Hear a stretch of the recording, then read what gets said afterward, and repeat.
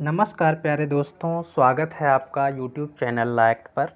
दोस्तों, आज हम लोग इस वीडियो में बाल विवाह प्रतिषेध अधिनियम 2006 का क्वेश्चन आंसर सेट करेंगे, जो आने वाली परीक्षा एमपी एडीपीओ की दृष्टि से काफ़ी महत्वपूर्ण है। तो चलिए मित्रों, शुरू करते हैं इस वीडियो को इस प्रश्न के साथ कि बाल विवाह प्रतिषेध अधिनियम 2006 कब लागू है। पहला विकल्प है संपूर्ण भारत में, दूसरा है जम्मू कश्मीर राज्य के सिवाय संपूर्ण भारत में, तीसरा विकल्प है भारत के बाहर तथा परे समस्त भारतीय नागरिकों पर, चौथा विकल्प है ए एवं सी दोनों। इसका जो सही उत्तर है वह है विकल्प डी, यानी संपूर्ण भारत पर और भारत के बाहर समस्त भारतीय नागरिकों पर। अगला प्रश्न है, निम्नलिखित में से कौन बालक है। पहला विकल्प है 21 वर्ष से कम आयु का पुरुष, दूसरा विकल्प है 18 वर्ष से कम आयु की महिला, तीसरा विकल्प है उपर्युक्त ए एवं बी दोनों, चौथा विकल्प है 21 वर्ष से कम आयु की कोई व्यक्ति। इसका जो सही उत्तर है वह है विकल्प सी ए बी दोनों, यानी 21 वर्ष से कम आयु का पुरुष और 18 वर्ष से कम आयु की महिला। अगला प्रश्न है, निम्नलिखित में से कौन बाल विवाह कहलाएगा। पहला विकल्प है विवाह का एक पक्षकार अवयस्क हो, दूसरा विकल्प है विवाह के दोनों पक्षकार अवयस्क हों, तीसरा विकल्प है उपर्युक्त ए एवं बी दोनों, चौथा विकल्प है विवाह के संविदाकारी पक्षकार 21 वर्ष से कम हों। इसका जो सही उत्तर है वह है विकल्प सी ए बी दोनों। अगला प्रश्न है, जिला न्यायालय के अंतर्गत आते हैं। पहला विकल्प है कुटुंब न्यायालय, दूसरा है मूल अधिकारिता वाला प्रधान सिविल न्यायालय, तीसरा विकल्प है उपर्युक्त ए एवं बी दोनों, चौथा विकल्प है उपर्युक्त में से कोई नहीं। इसका जो सही उत्तर है वह है विकल्प सी ए एवं बी दोनों, यानी कुटुंब न्यायालय, मूल अधिकारिता वाला प्रधान सिविल न्यायालय। अगला प्रश्न है, बाल विवाह को परिभाषित किया गया है। पहला विकल्प है धारा 2 खा में, दूसरा है 2 गा में, तीसरा है 2 घा में, चौथा विकल्प है 2 चा में। इसका जो सही उत्तर है वह है विकल्प ए 2 खा में। बाल विवाह को धारा 2 खा में परिभाषित किया गया है। अगला प्रश्न है, संविदाकारी पक्षकार को परिभाषित किया गया है। पहला विकल्प है 2 का में, दूसरा विकल्प है 2 खा में, तीसरा विकल्प है 2 गा में, चौथा विकल्प है 2 घा में। इसका जो सही उत्तर है वह है विकल्प सी, धारा 2 घा में संविदाकारी पक्षकार को परिभाषित किया गया है। अगला प्रश्न है, संविदाकारी पक्षकार के अंतर्गत आते हैं। पहला विकल्प है विवाह के दोनों पक्षकार यानी वर वधू दोनों, दूसरा है वर वधू सहित संरक्षक, तीसरा विकल्प है वर वधू सहित दोनों के माता पिता और चौथा विकल्प है उपर्युक्त सभी। इसका जो सही उत्तर है वह है विकल्प ए, विवाह के दोनों पक्षकार। अगला प्रश्न है, बाल विवाह किस धारा के अंतर्गत सुनिकरणीय कराया जा सकता है। पहला विकल्प है धारा 2, दूसरा विकल्प है धारा 3, तीसरा विकल्प है धारा 4, चौथा विकल्प है धारा 5। इसका जो सही उत्तर है वह है विकल्प बी, धारा 3 के अंतर्गत सुनिकरणीय कराया जा सकता है। अगला प्रश्न है, निम्नलिखित में से कौन बाल विवाह को सुनिकरणीय घोषित करा सकता है। पहला विकल्प है बालक वर, दूसरा विकल्प है बालक वधू, तीसरा विकल्प है ए या बी में से जो भी विवाह के समय बालक था, चौथा विकल्प है अवयस्क बालक द्वारा। इसका जो सही उत्तर है वह है विकल्प सी, ए या बी में से जो भी विवाह के समय बालक था। अगला प्रश्न है, बाल विवाह को अकृत घोषित कराने की याचिका कहाँ दाखिल होती है। पहला विकल्प है जिला न्यायालय में, दूसरा है सिविल न्यायालय में, तीसरा विकल्प है उच्च न्यायालय में, चौथा विकल्प है उपर्युक्त में से कोई नहीं। इसका जो सही उत्तर है वह है जिला न्यायालय, विकल्प ए सही है। अगला प्रश्न है, बाल विवाह को अकृत घोषित कराने के लिए जिला न्यायालय में याचिका कौन दाखिल कर सकता है? पहला विकल्प है संविदाकारी पक्षकार जो विवाह के समय बालक था। दूसरा विकल्प है संविदाकारी पक्षकार जो विवाह के समय अवयस्क था। तीसरा विकल्प है संविदाकारी पक्षकार जो विवाह के समय वयस्क था। चौथा विकल्प है उपर्युक्त सभी। इसका जो सही उत्तर है वह है संविदाकारी पक्षकार जो विवाह के समय बालक था, यानी विकल्प ए सही है। अगला प्रश्न है, बाल विवाह को अकृत घोषित कराने के लिए याचिका कौन दाखिल करेगा जब संविदाकारी पक्षकार अवयस्क हैं? पहला विकल्प है संरक्षक, दूसरा विकल्प है बाल विवाह प्रतिषेध अधिकारी, तीसरा विकल्प है न्याय मित्र, चौथा विकल्प है उपर्युक्त में से कोई नहीं। इसका जो सही उत्तर है वह है विकल्प डी, उपर्युक्त में से कोई नहीं। अगला प्रश्न है, धारा 3 के अधीन बाल विवाह को अकृत घोषित कराने के लिए याचिका तभी पोषणीय होगी जब याचिका दाखिल करने वाले पक्षकार के वयस्कता प्राप्त करने पूर्व दाखिल किया जा सकता है। पहला विकल्प है 1 वर्ष, दूसरा है 2 वर्ष, तीसरा है 3 वर्ष, चौथा विकल्प है 4 वर्ष। इसका जो सही उत्तर है वह है 2 वर्ष, विकल्प बी सही है। अगला प्रश्न है, जिला न्यायालय अकृतता की अज्ञप्ति पारित करने के साथ निम्नलिखित में से क्या आदेश पारित कर सकेगा? पहला विकल्प है मूल्यवान वस्तुएं वापस करने का, दूसरा है जेवरात वापस करने का, तीसरा विकल्प है उपहार के बदले धन वापस करने का, चौथा विकल्प है धन वापस करने का और पांचवा विकल्प है उपर्युक्त सभी। इसका जो सही उत्तर है वह है विकल्प ई, यानी उपर्युक्त सभी। अगला प्रश्न है, बाल विवाह के महिला संविदाकारी पक्षकार को भरण पोषण देने का प्रावधान किस धारा में है? पहला विकल्प है धारा 3, दूसरा है धारा 4, तीसरा विकल्प है धारा 5, चौथा विकल्प है धारा 7। इसका जो सही उत्तर है वह है धारा 4, विकल्प भी सही है। अगला प्रश्न है, धारा 4 के अंतर्गत जिला न्यायालय किसे आदेश देता है कि वह भरण पोषण का भुगतान करे? पहला विकल्प है विवाह के पुरुष संविदाकारी पक्षकार को, दूसरा विकल्प है पुरुष संविदाकारी पक्षकार अवयस्क है तो उसके माता पिता को या संरक्षक को, तीसरा विकल्प है उपर्युक्त ए बी दोनों, चौथा विकल्प है जो संविदाकारी पक्षकार बाल विवाह को शून्यकरणीय घोषित कराता है। इसका जो सही उत्तर है वह है विकल्प सी। अगला प्रश्न है कि पुरुष संविदाकारी पक्षकार महिला संविदाकारी पक्षकार को कब तक भरण पोषण का भुगतान करेगा?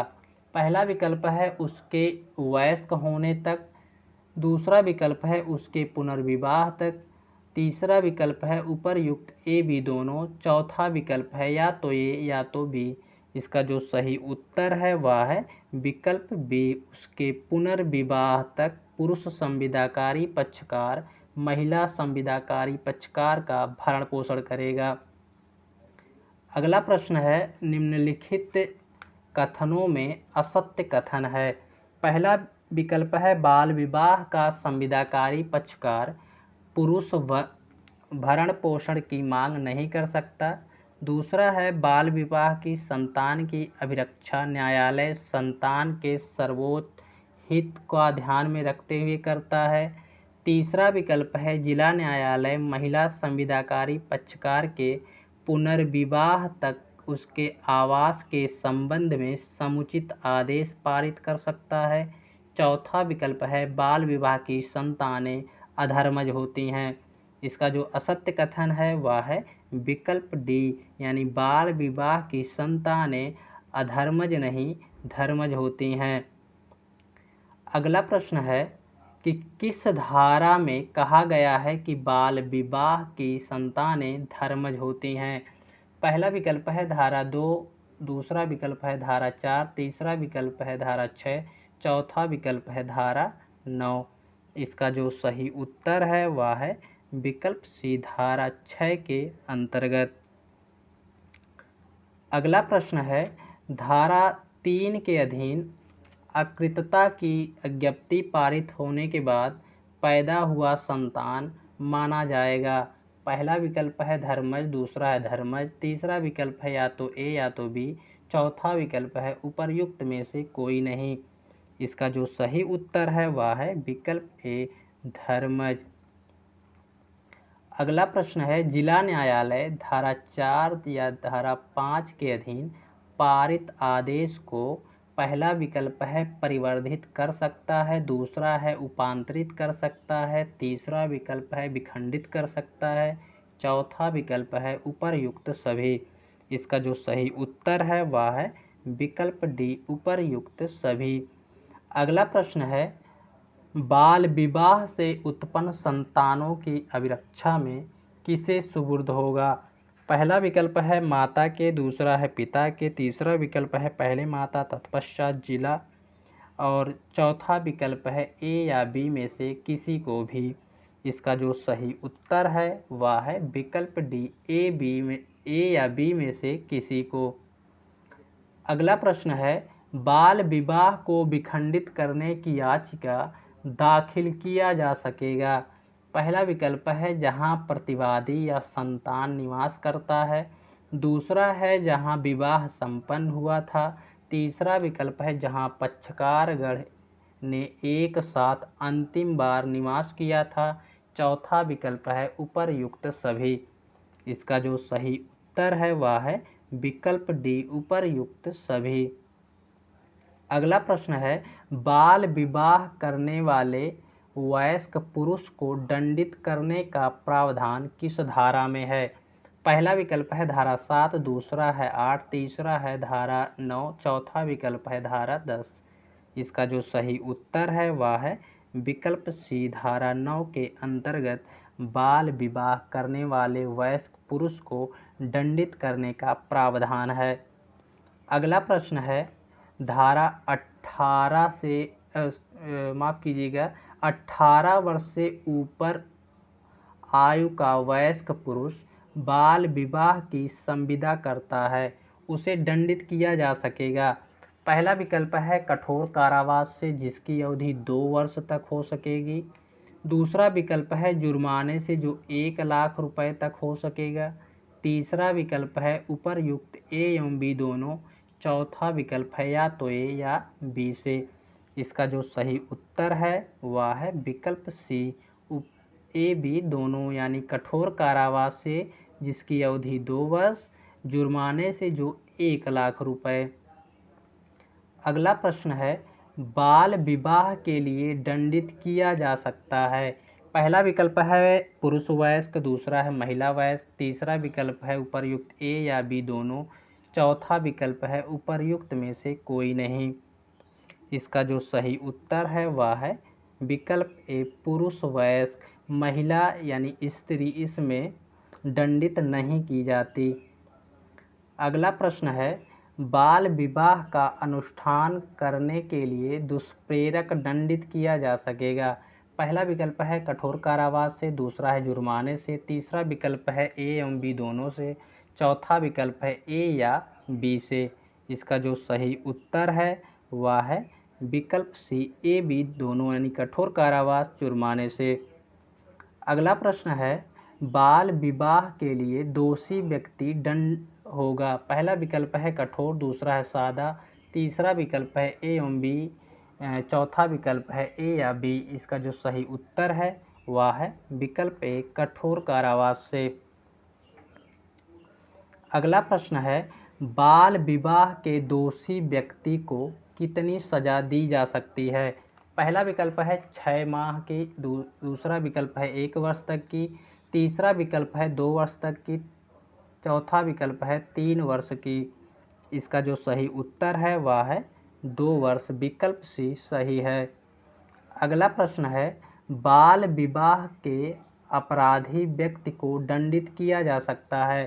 पहला विकल्प है 2 वर्ष तक के कारावास, 1 लाख रुपए जुर्माना। दूसरा विकल्प है 1 वर्ष तक के कारावास, 1 लाख रुपए तक जुर्माने से। तीसरा विकल्प है 3 वर्ष तक के कारावास, 1 लाख रुपए जुर्माने। चौथा विकल्प है 5 वर्ष तक के कारावास, 1 लाख जुर्माने तक। इसका जो सही उत्तर है वह है विकल्प ए, 2 वर्ष तक के कारावास, 1 लाख रुपए जुर्माने तक। अगला प्रश्न है, अवयस्क विवाह शून्य होता है। अवयस्क का विवाह शून्य होता है। पहला विकल्प है धारा 12 के अधीन, दूसरा है धारा 18 के अधीन, तीसरा विकल्प है धारा 14 के अधीन और चौथा विकल्प है धारा 15 के अधीन। इसका जो सही उत्तर है वह है विकल्प ए, धारा 12 के अधीन अवयस्क का विवाह शून्य होता है। अगला प्रश्न है, अवयस्क का विवाह शून्य होता है। पहला विकल्प है धारा 12 के अधीन, दूसरा धारा 13, तीसरा विकल्प है धारा 14 और चौथा विकल्प है धारा 15। इसका जो सही उत्तर है वह है विकल्प ए, धारा 12 के अंतर्गत। अगला प्रश्न है, किसी व्यक्ति का विवाह बलपूर्वक या प्रवंचनापूर्ण उपायों द्वारा करा दिया जाता है, ऐसा विवाह होगा। पहला विकल्प है शून्यकरणीय, दूसरा है अकृत एवं शून्य, तीसरा विकल्प है वैध, चौथा विकल्प है उपर्युक्त में से कोई नहीं। इसका जो सही उत्तर है वह है विकल्प बी, अकृत एवं शून्य। अगला प्रश्न है, बाल विवाह होने से रोकने के लिए व्यादेश देने की शक्ति न्यायालय को किस धारा के अंतर्गत है। पहला विकल्प है धारा 10, दूसरा है धारा 11, तीसरा विकल्प है 12, चौथा विकल्प है धारा 15। इसका जो सही उत्तर है वह है धारा 13, यानी कोई भी विकल्प सही नहीं है। अगला प्रश्न है, इस अधिनियम की धारा 13 के अधीन बाल विवाह का प्रतिषेध करने के लिए व्यादेश दे सकता है। पहला विकल्प है प्रथम वर्ग न्यायिक मजिस्ट्रेट, दूसरा है महानगर मजिस्ट्रेट, तीसरा विकल्प है या तो ए या बी, चौथा विकल्प है जिला मजिस्ट्रेट। इसका जो सही उत्तर है वह है विकल्प सी, या तो ए या बी, यानी प्रथम वर्ग न्यायिक मजिस्ट्रेट, महानगर मजिस्ट्रेट। अगला प्रश्न है, धारा 13 के अधीन न्यायालय व्यादेश दे सकता है। पहला विकल्प है बाल विवाह प्रतिषेध अधिकारी के आवेदन पर, दूसरा है किसी व्यक्ति के परिवाद पर, तीसरा विकल्प है स्वप्रेरणा से, चौथा विकल्प है उपर्युक्त सभी। इसका जो सही उत्तर है वह है विकल्प डी, उपर्युक्त सभी। अगला प्रश्न है कि न्यायालय बाल विवाह के बारे में संज्ञान ले सकता है। पहला विकल्प है विश्वसनीय आख्या के आधार पर, दूसरा विकल्प है विश्वसनीय सूचना के आधार पर, तीसरा विकल्प है स्वप्रेरणा से, चौथा विकल्प है उपर्युक्त सभी आधार पर।